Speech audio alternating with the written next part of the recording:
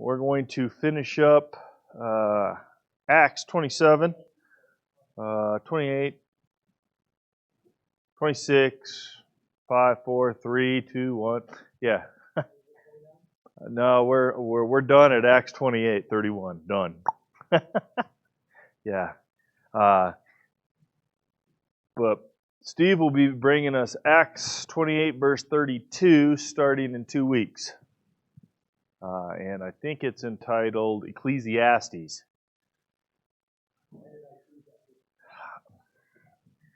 The title of the series, he said, is going to be Why Did I Choose That Book? So Ecclesiastes, Why Did I Choose That Book, in 2 weeks. We will be wrapping this one up next week with a summary. Announcements that we might have.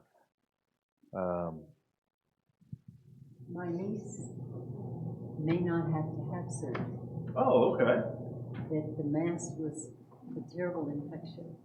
Oh. And so she's still in the hospital. Okay. And has a ways to go to get rid of the infection. And her name again? Lisa. Lisa.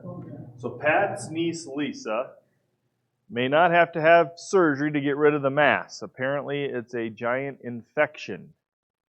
She's still in the hospital on medication and trying to get this thing to go away, but it sounds like surgery might be off the table right now. So that's a good thing. That's awesome. That's a good prayer answer.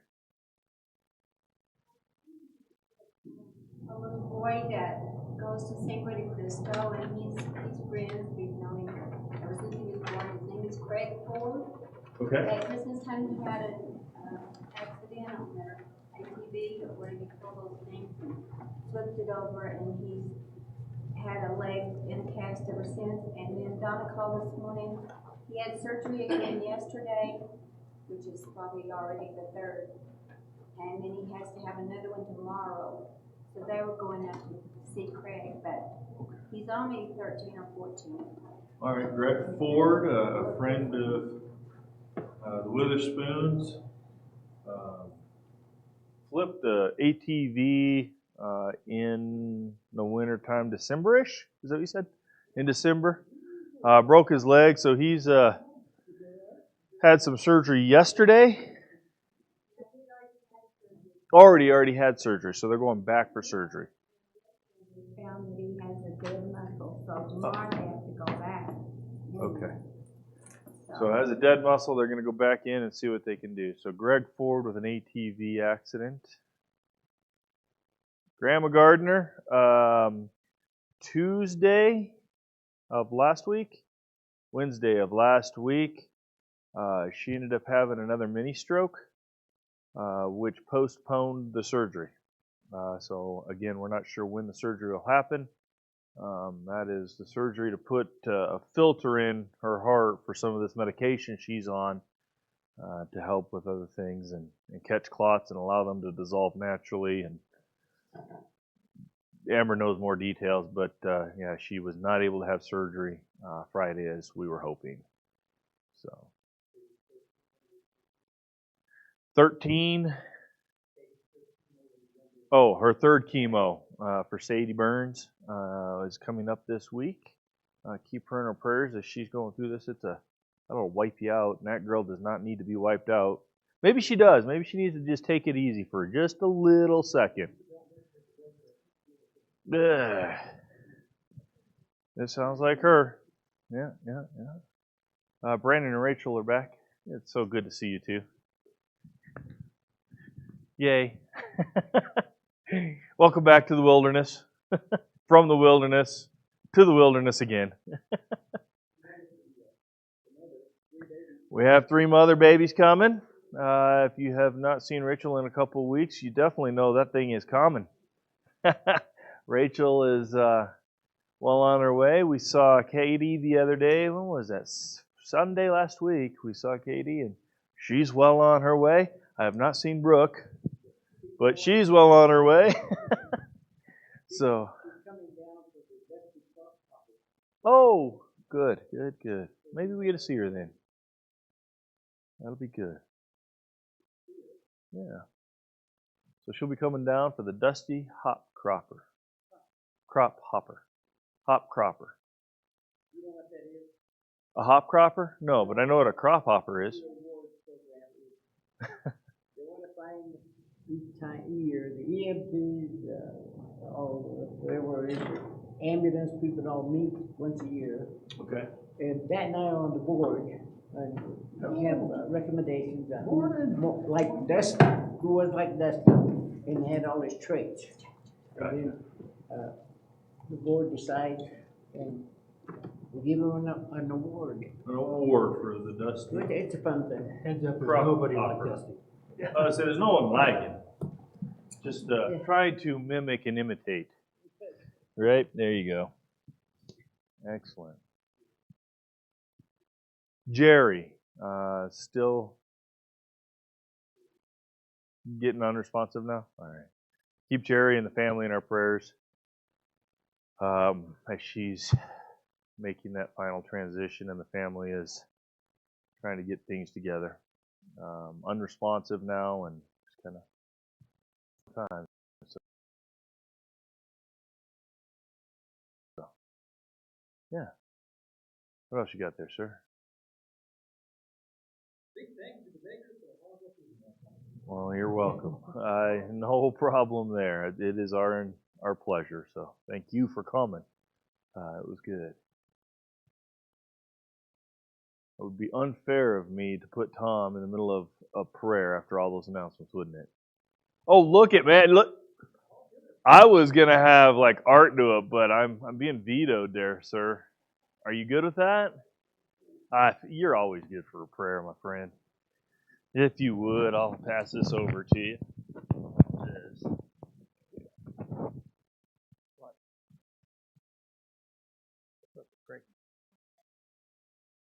Got a dead muscle.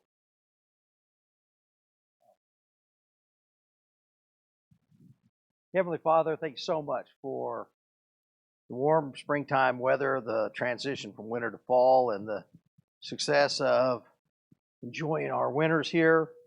God, we love springtime so much more. God, thank you for Dan and his study for his class and for our wonderful people we get to worship you with here, our family. God, I pray you're with Craig Ford and the physicians that are seeing to him, that they have great success with his leg. With Jerry and her family in this time of just getting old. God, we don't know how to pray for things like this, but we know that you take care of this and that you comfort us in so many ways. We thank you for that in all of our ways. God, be with us today as we worship you. Give us an uplifting experience and fill our hearts with love. We love you in so many ways. In Jesus' name, amen. Thank you.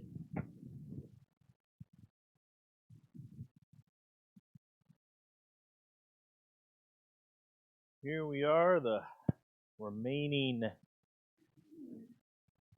few chapters of Acts. Learned a lot about God's heart for the world through Acts and where it's going to go. Last week we kind of took it and ran through the chapters very quickly, talking about the gospel going to Rome and how God initially promised Paul, don't worry about this. I got this, just as you did in Jerusalem and were my witness there, you will be my witness in Rome. And now it's going to Rome. This gospel and this fulfillment of the promise there that Paul was given.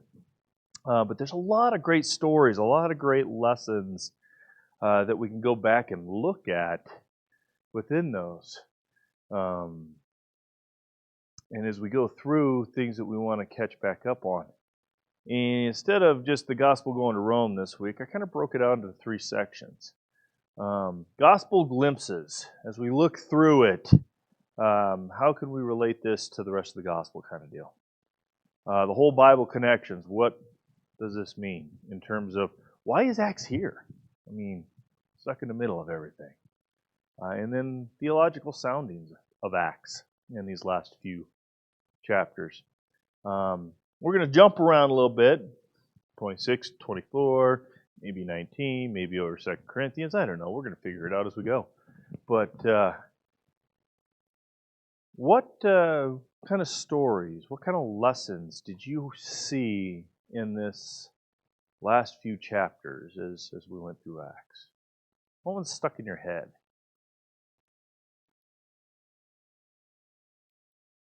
Everybody's like, I didn't read it. I know, right? I gave you like 4 weeks on this one.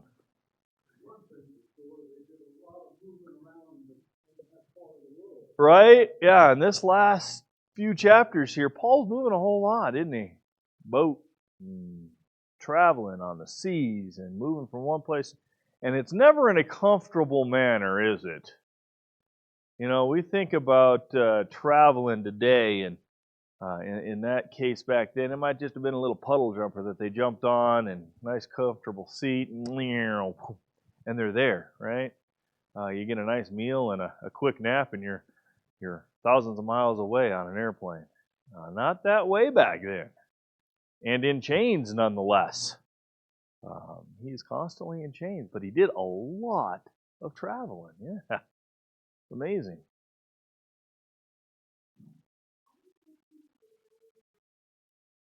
Politicians today, because they had him on the hot seat all the time, questioning him, you know. Right. He wasn't able to do his job like he was supposed to because, you know, of all these people. Some believed, some didn't. Mm-hmm. And they were charging him with bad things. Well, they're charging him with this, they're charging him with that. They're throwing spaghetti at the wall to see what's going to stick, aren't they? And it was harder for him, I would say. I wouldn't say that he couldn't do his job. I would say that because of this, he was able to do his job better. He was getting that word out to more people because of where he was being taken. But it was hard. Definitely harder. You know, he was think of it like a coffee bean or a carrot, right? What happens when you put a carrot in hot water?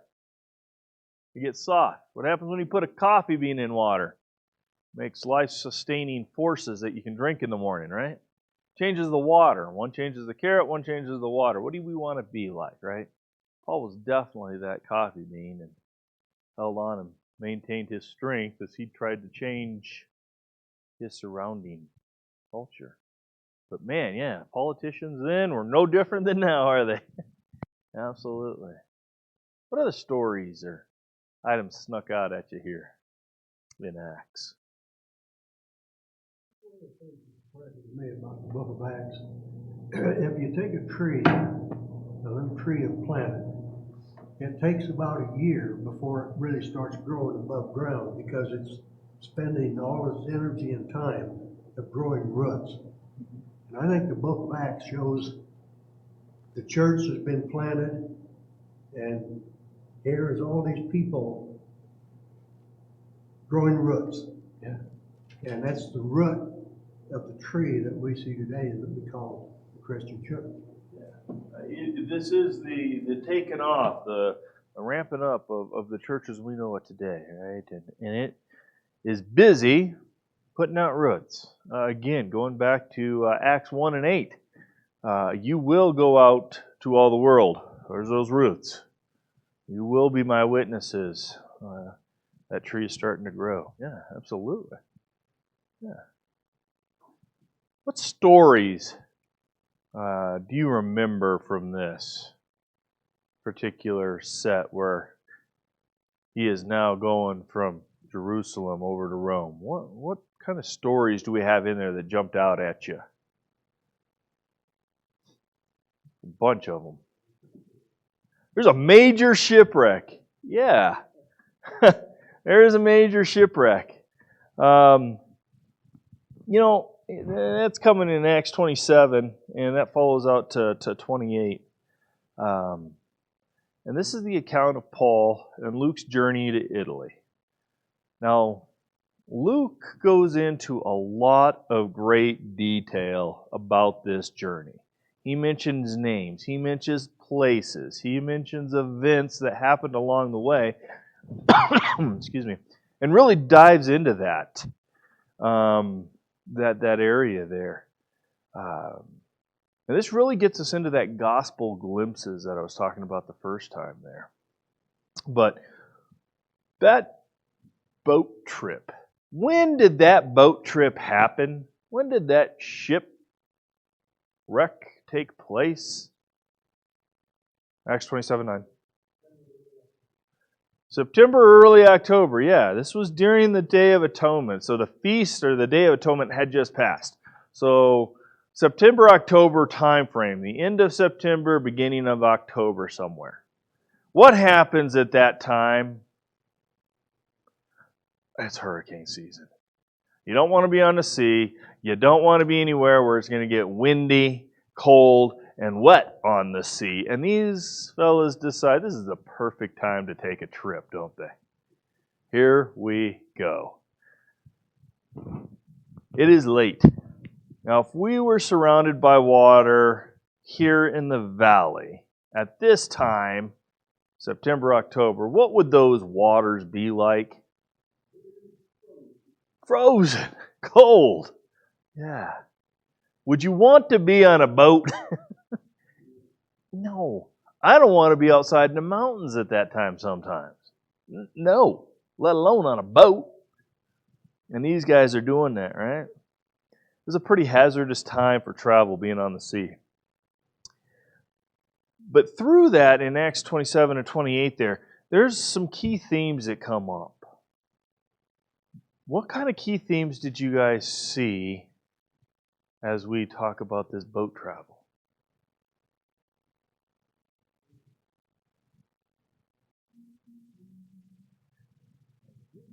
I told you so. Yeah, yeah. Paul is. Yeah, I would not have been able to do it either. Guys didn't listen. I told you this was going to happen. You didn't listen to me. This is not a good time to go. Why aren't you listening? I'm going with you. I'm cooperating. But guys, think about this. Let's stop and evaluate the facts. It's cold. It's windy. Do you really want to get on this boat? Okay. Yeah. I told you so situation coming up. The key thing that I came up with in this one was God can be trusted to fulfill His promises in any situation. Regardless of what we have chosen to do, God will still fulfill His promise, won't He? He's sometimes got to take and shelter us because we're nutheads. We are. I'm going to get on this boat and we're going to take a travel. It's going to happen. You're going to crash. God told him the gospel is going to go to Rome. That's the next fulfillment in this step in our central verse of Acts 1:8, isn't it? Going out to all the world. This is the center of the world at that time. Here's God's heart for the world and making sure that His promises are fulfilled. The boat crashes. It's shipwrecked. Paul's going, I told you this was going to happen. What's he tell them to do?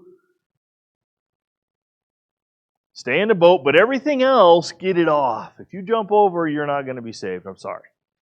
Just let this thing run its course.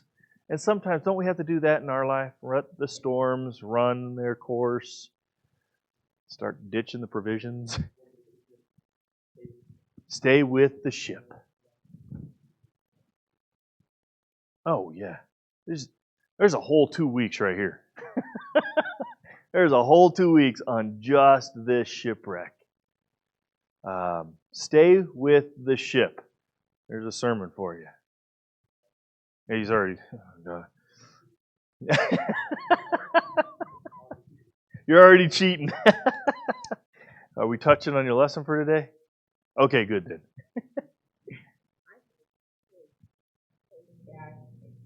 Through everything until he needed to bring out his citizenship that helped him get to Rome. It did. It really did.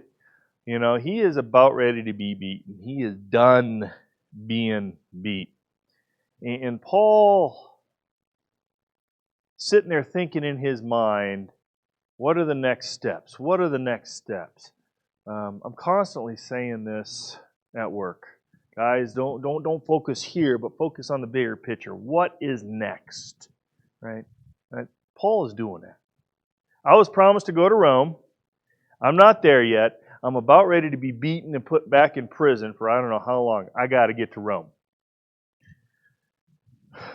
I want to see the emperor. I'm going to Rome. And what do they have to do? He's a free-born Roman citizen. All right, here's your first-class ticket to Rome. Yeah, via a small departure. Yeah, you got a layover coming up, don't we? Yeah, Malta is a small island that... Had the gospel arrived yet to Malta? No, I had no clue. Yeah, they knew not to travel. Well, why am I going to... Look at that stupid ship. Those guys are idiots. Let's start making them a little hut or whatever. They're coming on in. Yeah. So he gets to hit Malta. So yeah, through this whole ordeal of even getting to Rome, his citizenship has now provided and laid that path for him to get there. And he's going to hit several places as they go, right? But the underlying theme of that whole thing is God can be trusted to fulfill His promise in any situation. God is the deliverer. He is the ultimate one to deliver. And as you read through that, you really see God's hand in that whole situation. If we look at this as an act in a play, it's God who is behind the scenes doing the... My sister has a saying, make some plans and watch God go, dance, humans, dance. It's God's plans. It's God that is orchestrating this play. He is the one that's behind the scenes here. Paul is just the messenger of God. That's all Paul is. Although he's shown great power, did he try to even use it in that storm? I mean, we see him doing some miraculous things that even Jesus has done. He's raised people from the dead. Right? His shadow, we're told, people only needed to get into his shadow to be healed. So the Holy Spirit's working even just through his shadow. Same things Jesus did. So why don't we see a correlation? I can just see Luke here going, wait, in my earlier book in Luke 8, Jesus said, be still. Why didn't Paul do the same thing? He could have. Why didn't he use his power here? You ever thought about that? It's done everything God and Jesus have shown through other signs. Why didn't he calm the storm?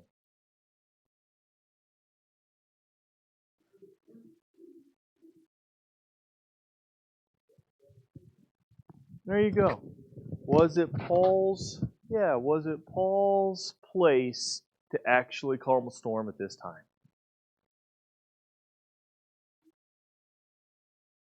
Yeah. This is helping spread that word, isn't it?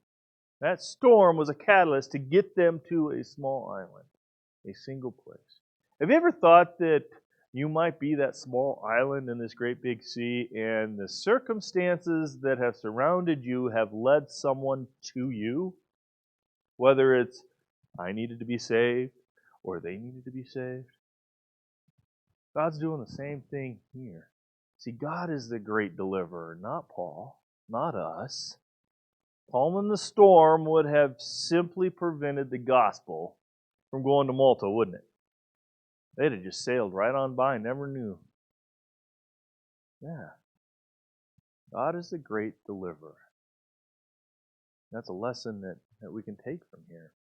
Again, 2 more weeks on this one.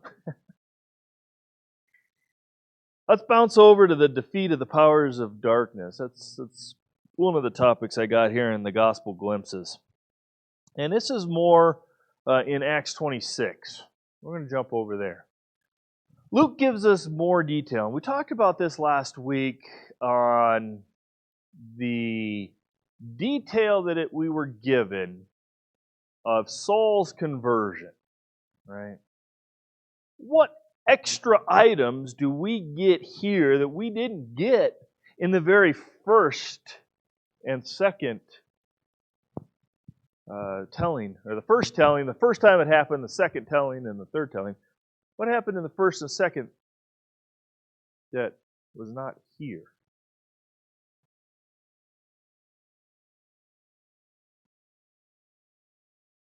We get the power of darkness here, yeah.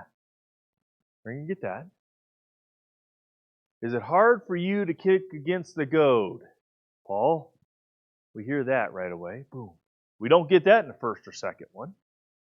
But we like to put that in there like this is like Paul Harvey's, right, version. The rest of the story here. So, the hard for you to kick against the goad. And in the first and second one, Paul wasn't told to stand up and go. Go back and read it. This one, Jesus tells him, stand up. They'd all hit the ground. Stand up. This is what's going to happen next. I have appeared to you to appoint you as a servant and a witness. Jesus is telling him why, in this case, he's going to go. Why he needs to stand up. What is going to come with this? The who, what, where, when, and why are being answered in this case here. Right? He's also telling him he's going to have some hardships. I will save you from the Jews and the Gentiles. How many other people were there at that point? Well, you got to be Paul. Paul's a pretty smart individual, so he's going to be going, wait a minute, whoa. You're saving me from what? Both? Oh, man. Okay, I suppose. And this is where Jesus is really going to tell Saul at that point, I'm going to open their eyes. I'm going to turn them from evil. Why? So they can be granted forgiveness just like everybody else. So what is the significance of this additional information that he's talking here to King Agrippa, I believe, at the time? Why do we have that extra information? We kind of fluttered over the top of it last week. I wanted to touch back on it.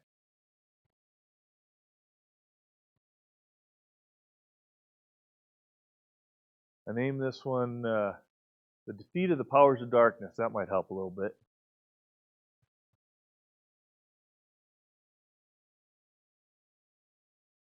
Jesus is going to use this as a call to turn from darkness to the light.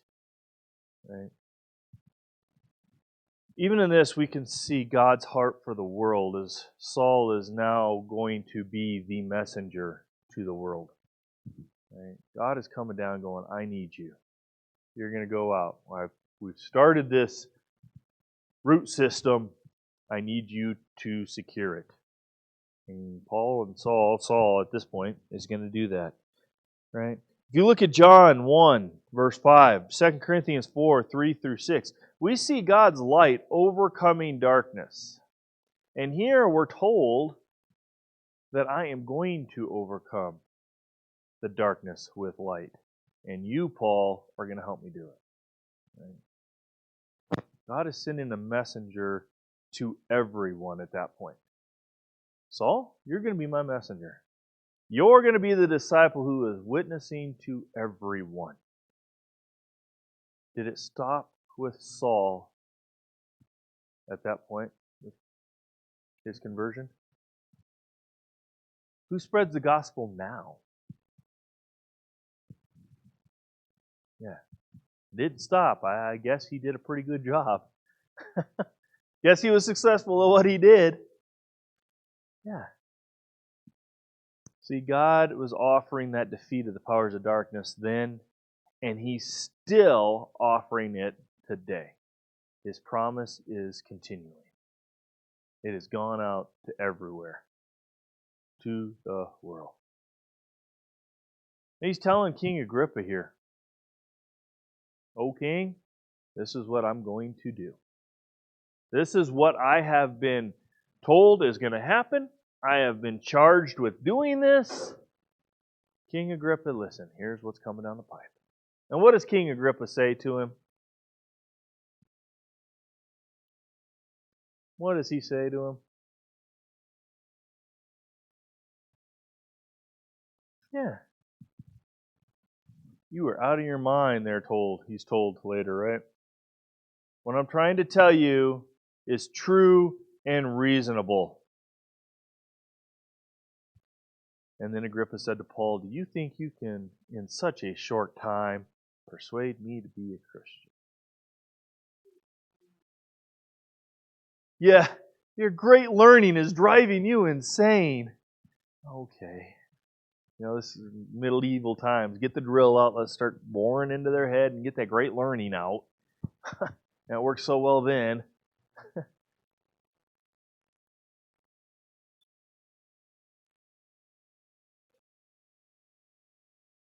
Yeah. He wouldn't have gone to Rome, and he wouldn't have been there. He wouldn't have been meeting here. Yeah. This is all part of, here's my citizenship card. I'm going to trump the rest of y'all, and this is just what we're going to do. But he gets to meet with some pretty cool people, some pretty cool rulers, doesn't he? It kind of leads us into the whole Bible connections and how we need to even respect God's rulers. In today's society, we often forget this very basic biblical instruction. Who put rulers in charge? God. I don't like so-and-so because it doesn't meet with my values. Okay. I don't have to like that person, but I should respect that office. God put them there for a reason. And we often forget that. You shall not speak evil of the rulers of your people. It comes from Exodus 22. And Paul told this to the high priest when?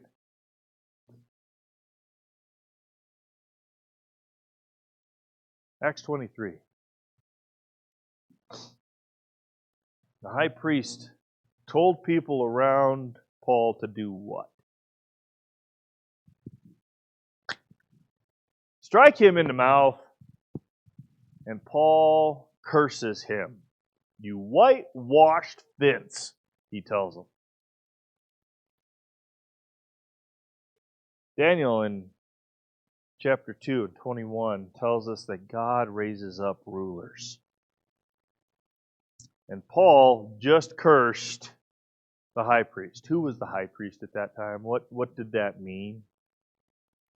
To be the high priest? You're it. You got the Jewish people. You've got this high priest dude. He's it. He is the ruler. And Paul just went, I curse you. And they say to him, don't you know who you're talking to? And what does Paul do? What was his response when he found out that Ananias was the high priest?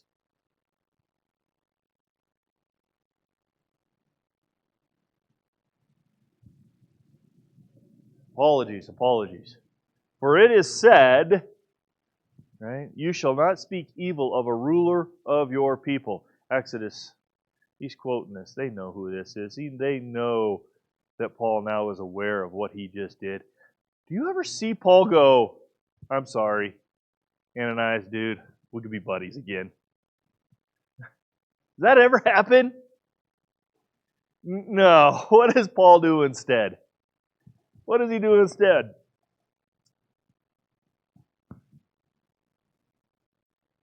He holds respect for the office. That position is being held in respect. Now, the person maybe not. For us in today's society, we often forget that. We forget we need to respect that office. If we did, would we have the problems we have today? No, heavens no. We see this over and over and over through the Bible and through history. What about King David? Well, I guess not King David. David and King Saul. David avoided killing King Saul how many times? Even though King Saul continued to throw the spears. Right? He tried to kill him over and over and over. The lesson here is for us to respect the office, for the leaders that God put in place. Because He, God, is still in control in any situation. Right? Any situation. Paul has a central tenet aspect of his faith, a center core that guides him through all of this.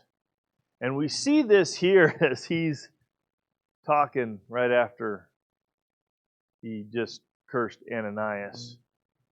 And he brings out that center point of his faith to the Sanhedrin. What is that? What is his center holding? His center of his belief, his faith.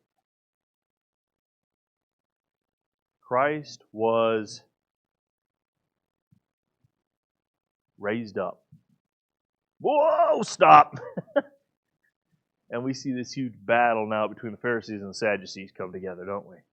This is Paul's center. His faith that says Christ was raised from the dead. And this is a confrontation to many of the sects there. The Pharisees believed what? In the resurrections. The Sadducees believed what? Or didn't believe what? Yeah, you're dead, you're dead. You're dead, you're dead, you're dead, you're dead, you're dead. Right? Over and over in many of the areas that we see Paul go to, we see this confrontation. Christ was raised for the dead. This is where we start seeing a lot of the times. For Paul, the resurrection of Jesus confirms God's faithfulness and the power to fulfill His promises. This is his belief. This resurrection provides the impetus for the spread of the gospel. The impetus is the force, the driving nature, the human body that allows us to move forward. And this here is what's allowing Paul to continue with that. Christ was raised from the dead. That promise was fulfilled. If that promise was fulfilled, what else will be fulfilled? Yeah. I'm going too. That's good news. That's gospel right there. I'm going too. Christ said so. For if it was not so, I would not tell you. Jesus told them, I'm going to prepare a place for... Yeah, all of us.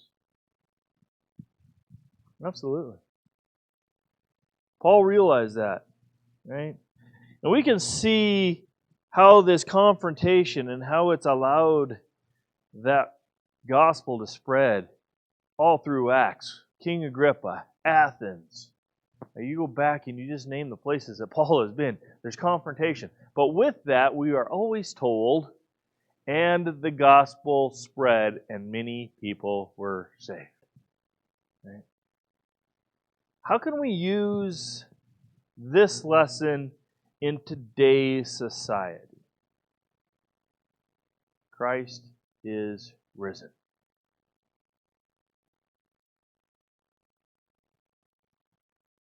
See, at that time, Paul was realizing some things.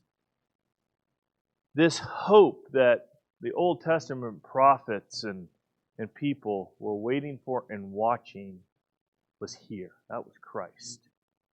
What do we hope for today? What are we waiting for today? The message changed a little bit, hasn't it? Christ has risen, past. What are we looking for in the future? His return. Come get me. Yeah. Paul was talking about Christ is risen. His promises are fulfilled. They will continue to be fulfilled. Now, Christ has just dropped this in Paul's lap.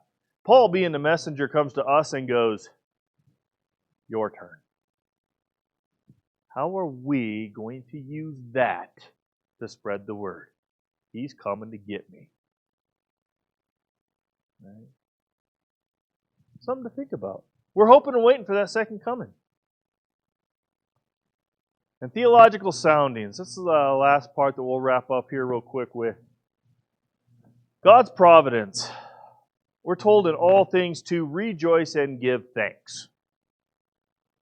How many of us would be thankful to be imprisoned for 2 years, put in chains, beaten, drugged, through the streets, hauled from one city to the next, thrown on boats that are going to sink, people not listening? Rejoice in all things. I don't know. Paul doesn't even seem to notice that that's happening to him, does he? I'm sure he does. And we're actually told several times, even on this trip on the boat, that Paul's friends had to take care of him. Paul's friends had to take care of him. We're told that the guard that was watching him on the boat allowed him to go to his friends so that they could help him. Something was going on. We don't know. We do know that he had failing eyesight. We do know that this guy was beaten and left for dead so many times. I would be suspect that during that stoning, this is just me, that he was left for dead. They probably killed him, and God's going, no, come on, go back on in town. That's just me. Paul has been beaten. He's got some problems. But even in this time of turbulence for Paul, God was at work, wasn't he? The injustice of Paul's imprisonment allowed for this continuing spread of the gospel. Malta to Rome, King Agrippa. Paul wanted to go to Rome. I don't personally think he wanted to go to Rome in chains,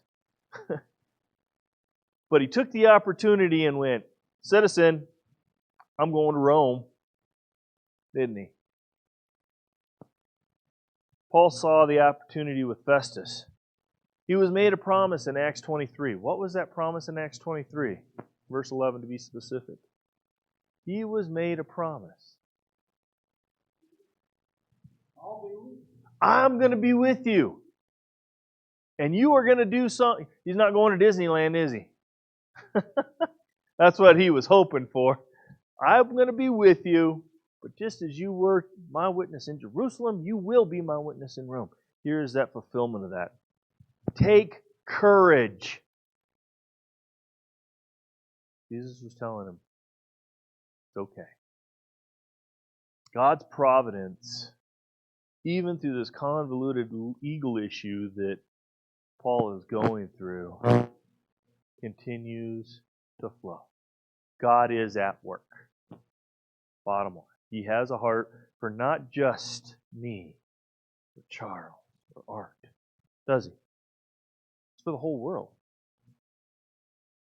But we also see this fancy term, antinomianism. I had to spell that out 3 times. Antinomianism.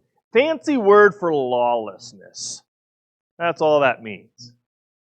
Right? Think of Halloween. Who likes Halloween? Yeah. Why? It's awesome, isn't it? I know. It's fun to dress up. Right there. I can be whoever I want right then and there. You don't even know who it is. I just put a mask on, right? Yeah, I love it. Let me ask you this. What happens when you take a big bowl of candy and put it on your front step and close the door? What's going to happen? Like within the first 2 kids, huh? You take half, I'll take half. They're coming in and they're grabbing. right? Doesn't last long. They don't just take a piece of candy and leave the rest for somebody else. I have candy. Yeah, I made out. Yeah. Most of Paul's opponents feel that grace is like this bowl of candy. Why?